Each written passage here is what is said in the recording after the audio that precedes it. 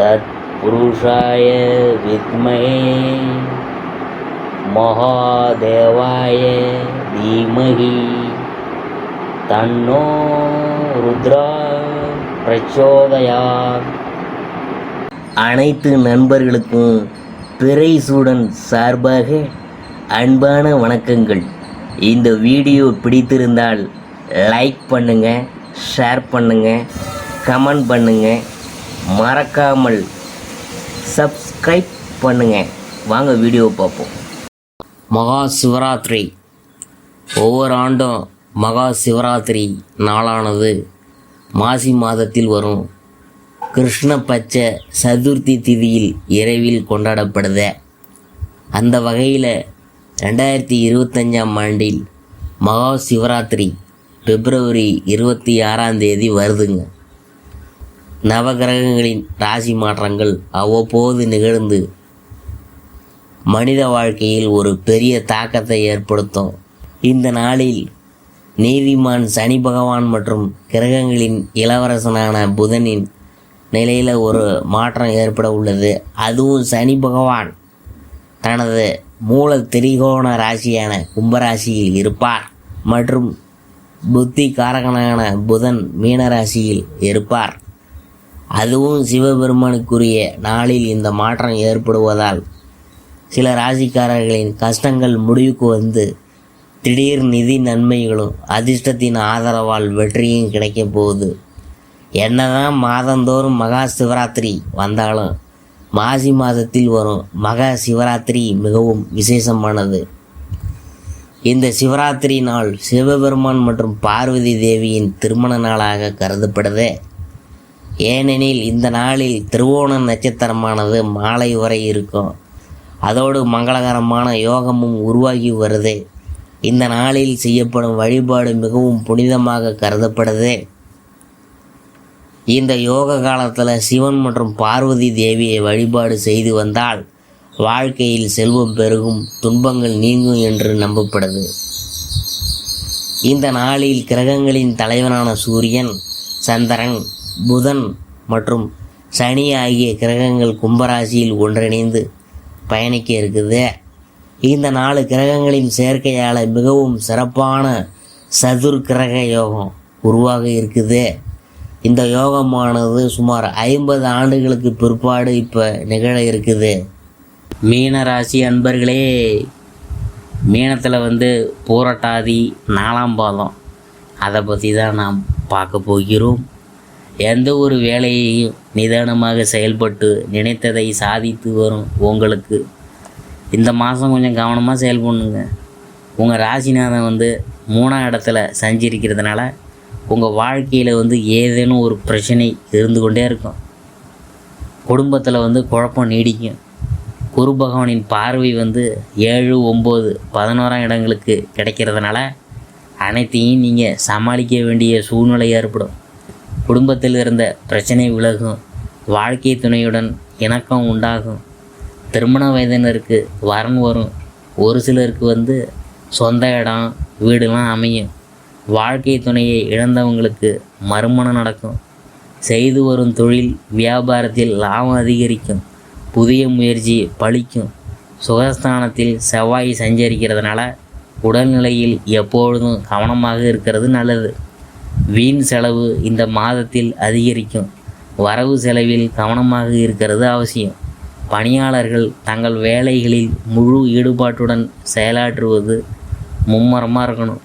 உழைப்பாளர்கள் கடன் வாங்கி செலவு செய்வதை முடிஞ்சவரை தவிர்க்கணுங்க. மாணவர்களுக்கு மாதத்தின் முற்பகுதியில் படிப்பில் அக்கறை கூடும். சந்திராஷ்டமம் பிப்ரவரி 17, அதிர்ஷ்டமான நாள் பிப்ரவரி 21, மார்ச் 3, 12. பரிகாரம் என்னன்னு பார்க்கும்பொழுது குரு பகவானை வழிபட்டோம்னா நன்மை நடக்கும். அடுத்தது உத்திரட்டாதி. அதை பற்றி பார்க்கும்பொழுது அறிவாற்றலை கொண்டு எதையும் சாதித்து வரும் உங்களுக்கு இந்த மாதம் நிதானமாக செயல்பட வேண்டிய மாதம். உங்கள் நட்சத்திரநாதன் சனி பகவான் விரயஸ்தானத்தில் சஞ்சரிக்கிறதுனால சூரியனும் அங்கே சஞ்சரிக்கிறதுனால இதுவரையில் நீங்கள் அடைந்து வந்த முன்னேற்றத்திலும் சரி சிறு பின்னடைவு ஏற்படும். பல வகையிலும் செலவு அதிகரிக்கும். உடல்நிலையில் ஏதேனும் ஒரு பிரச்சனை உருவாகி உங்களை சங்கடப்படுத்தும். பணிபுரியும் இடத்தில் உடன் பணிபுரியவங்கள்ட்ட சங்கடம் உண்டாகும். வியாபாரிகளுக்கு எதிர்பார்த்த லாபம் இழுபறியாகும். குடும்பத்தில் ஏதேனும் ஒரு குழப்பம் இருந்து கொண்டே இருக்கும். ஜென்மராசிக்குள் உச்சமாக சஞ்சரிக்கும் சுக்கிரன் உங்களுக்கு வரவை கொடுத்து கொண்டே இருப்பார். குரு பகவானின் பார்வை சங்கடத்திலிருந்து உங்களை பாதுகாக்கும். முன்னேற்றமான பலன்களை உண்டாக்கும். இதனால் வரை இருந்த பிரச்சனை போராட்டங்களில் இருந்து உங்களை விடுவிக்கும். ஒரு சிலருக்கு புதிய சொத்து சேரும். திருமண வயதினருக்கு தகுதியான வரன் அமையும். நீண்ட நாளாக நிறைவேறாமல் இருந்த வேண்டுதல்கள் நிறைவேறும். மனக்குழப்பம் விலகும். பெரிய மனிதர்களுடைய ஆதரவு கிடைக்கும். மாணவர்களுக்கு படிப்பில் அக்கறை அதிகரிக்கும். விவசாயிகள் விளைச்சலில் அதிக கவனம் செலுத்துவது நல்லது. வியாபாரிகள் அரசு வழி விவகாரங்களில் கணக்கு வழக்குகளிலும் எச்சரிக்கையாக இருக்கிறது நல்லது. சந்திராஷ்டமம் பிப்ரவரி 18. அதிர்ஷ்டமான நாள் பிப்ரவரி 17, 21, 26, மார்ச் 3, 8, 12.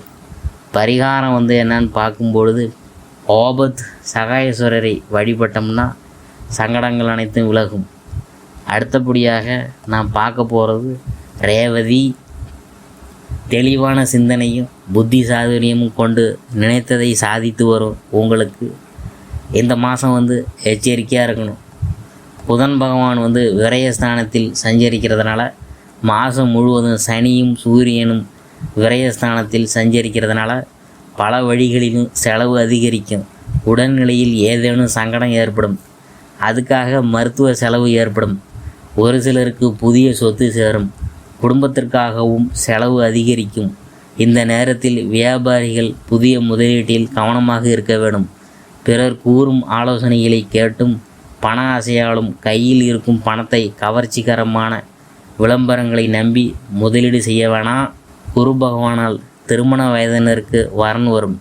ஒரு சிலர் புதிய வீடு கட்டி பால் காய்ச்சுவாங்க.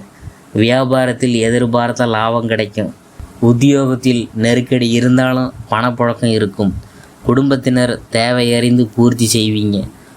சுகஸ்தானத்தில் செவ்வாய் சஞ்சரிக்கிறதுனால பிறரை அனுசரித்து செல்வது நல்லது. யாரையும் இந்த நேரத்தில் பகைத்து கொள்ள வேணாம். உங்கள் வழக்கமான வேலைகளில் மட்டும் நீங்கள் கவனம் செலுத்துவது நல்லது. புதிய முயற்சிகளில் ஈடுபடும் முன்னாடி ஒரு முறைக்கு பல முறை யோசிக்கணுங்க. ஜென்மராசிகள் சஞ்சரிக்கும் ராகுவும் சுக்கிரனும் உங்கள் ஆசைகளை அதிகரிக்கலாம். செல்வம் செல்வாக்கு என வேகமாக போவீங்க. அதுக்காக செலவு கூட அதிகரிக்கலாம். ஒவ்வொன்றிலும் கவனமாக செயல்படணுங்க. மாணவர்கள் ஆசிரியர்கள் ஆலோசனைகளை ஏற்கிறது எல்லா விதத்திலுமே நன்மை உண்டாகும். அரசு பணியில் இருக்கிறவங்க அதிகாரியின் வழிகாட்டுதல் படி செயல்படுறதுனால நெருக்கடி இல்லாமல் போவுங்க. சந்திராஷ்டமம் பிப்ரவரி 19. அதிர்ஷ்டமான நாள் பிப்ரவரி 14, 21, 23, மார்ச் 3, 5, 12, 14. பரிகாரம் லட்சுமி நரசிம்மரை வழிபட்டோம்னா நன்மைகள் அனைத்தும் உண்டாகுமுங்க.